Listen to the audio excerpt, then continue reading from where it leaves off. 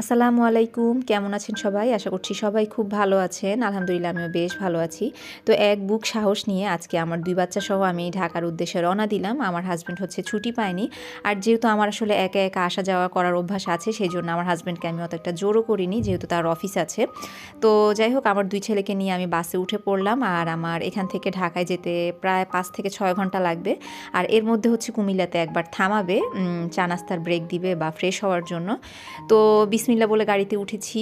আর যেহেতু আমি হচ্ছে একা একা আসা যাওয়া করার আমার আসলে অভিজ্ঞতা আছে, আমার বড় ছেলেটা যখন ছোট ছিল তখনও আমি প্রচুর আসা যাওয়া করেছি, বা আমার বিয়ের পরও কিন্তু আমি একা একা অনেকবার আসা যাওয়া করেছি। তো সেই জন্য আসলে আমার তেমন একটা ভয় কাজ করছে না। আর আপনারাও কে, কে আমার মতো হাসব্যান্ড ছুটি না পেলে একা একাই আসা যাওয়া করেন বা একা একাই ঘোরাফেরার অভ্যাস আছে, সেটা কিন্তু কমেন্টে অবশ্যই জানাবেন। আর যেহেতু আমি ঢাকায় বড় হয়েছি, আমার অনেক ফ্রেন্ড সার্কেল আছে ঢাকাতে। এবার ইচ্ছা আছে শুধু ওদের সাথেই বেড়াবো, ঘুরবো, ফিরবো, ওদের বাসাতেই থাকবো। আর আমার আসলে আত্মীয়স্বজনও অনেক আত্মীয়স্বজন আছে ঢাকাতে, কিন্তু তেমন আসলে এবার আত্মীয়স্বজনদের বাসায় যাওয়ার ইচ্ছে নেই। কারণ আত্মীয়স্বজনরা দেখা যায় যে গ্রামে আসে, তাদের সাথে টুকটাক আমার দেখা হয়। তো যেহেতু বান্ধবীরা আসলে এখন পর্যন্ত আমার শ্বশুরবাড়িতে আসতে পারেনি বা আসেনি এখন পর্যন্ত, সেই জন্য খুব ইচ্ছা যে এবার হচ্ছে ওদের সাথে আমি বেড়াবো, ঘুরবো ফিরবো, আর ওদেরকেও আসার সময় দাওয়াত দিয়ে আসবো আমার শ্বশুরবাড়িতে আসার জন্য।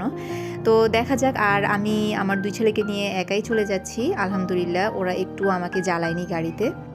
এবার আমার ২ বাচ্চাকে নিয়ে আমি যখন ঢাকায় যাচ্ছিলাম, আমার কিন্তু আমার বাবা-মায়ের কথা খুবই মনে পড়ছিল। কারণ ছোটোবেলায় তারাও অনেক আদর করে আমাদেরকে এভাবেই নিয়ে আসতো, গ্রামে নিয়ে যেত। যাই হোক, আমার ভিডিওগুলো ভালো লাগলে চ্যানেলটা অবশ্যই সাবস্ক্রাইব করে রাখবেন। আল্লাহ হাফেজ, আসসালামু আলাইকুম।